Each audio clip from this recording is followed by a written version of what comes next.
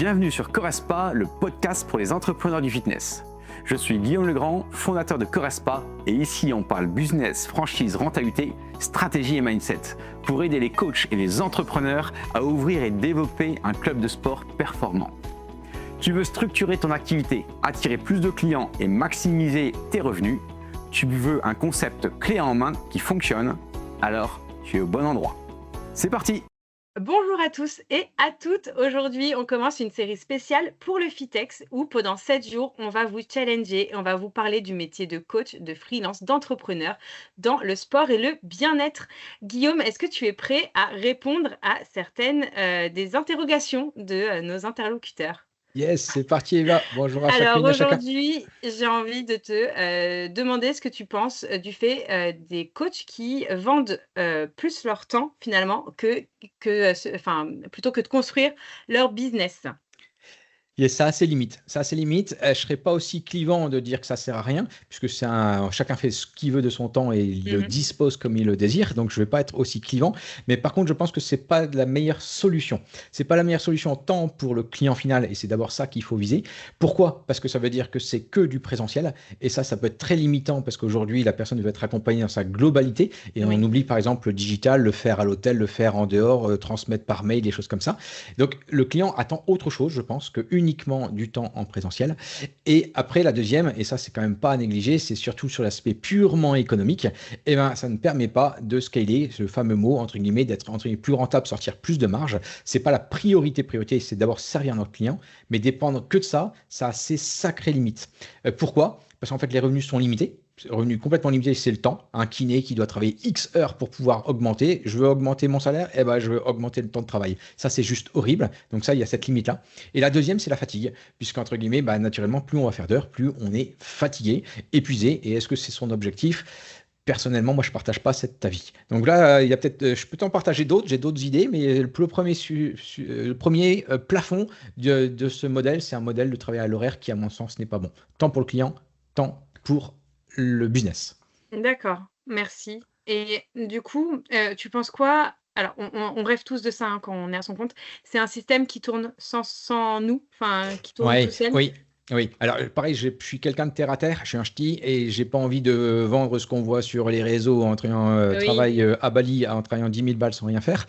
Un, j'y crois pas.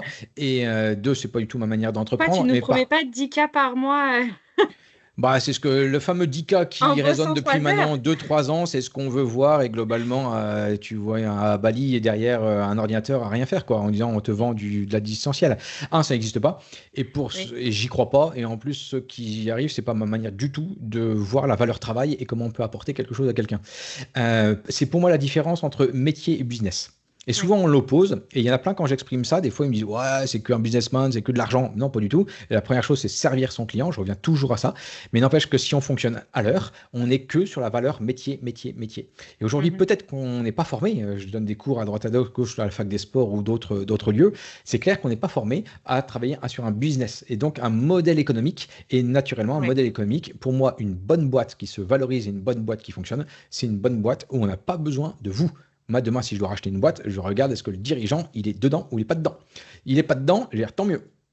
Il Oui. est là pour raconter des histoires. Il est là pour aller chercher autre chose. Mais normalement, une personne doit être indispensable. Mais le métier de freelance, c'est ça. Alors qu'un club, bah, c'est là où on peut passer à un autre niveau, le niveau supérieur. Donc c'est OK. ça un peu c'est un grand mot, mais il y en a qui sont pas, je sais pas si ceux qui nous écoutent sont formés à ça, mais pour moi c'est comme un actif. Il y a plein de types d'actifs.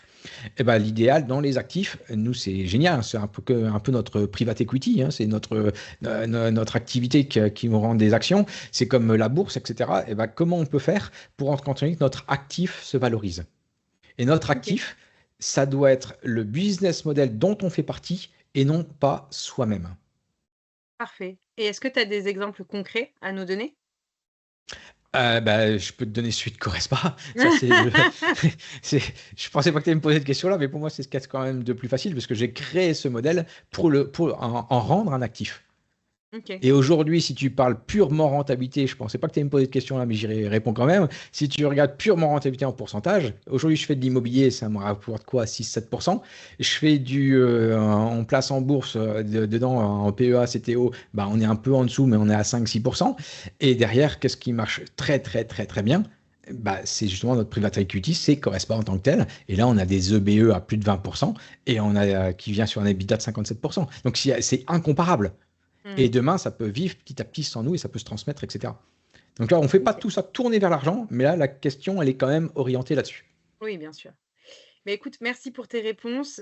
Si jamais en nous écoutant, tu t'es reconnu, ça a résonné en toi, n'hésite pas à venir nous rencontrer. On sera au FITEX le 10, 11 et 12 octobre. On sera juste en face du village des coachs.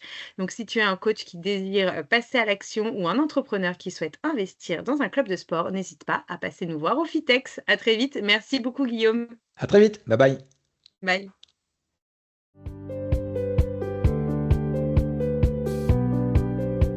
Correspa, c'est bien plus qu'un club de sport. C'est une opportunité pour réussir dans le secteur en tant qu'entrepreneur. Tu veux lancer ton propre club sans partir de zéro? Tu veux un modèle éprouvé et un accompagnement pour réussir? Alors réserve un rendez-vous en visio sur mon agenda en ligne et parlons de ton projet. À très vite pour un nouvel épisode et d'ici là, passe à l'action!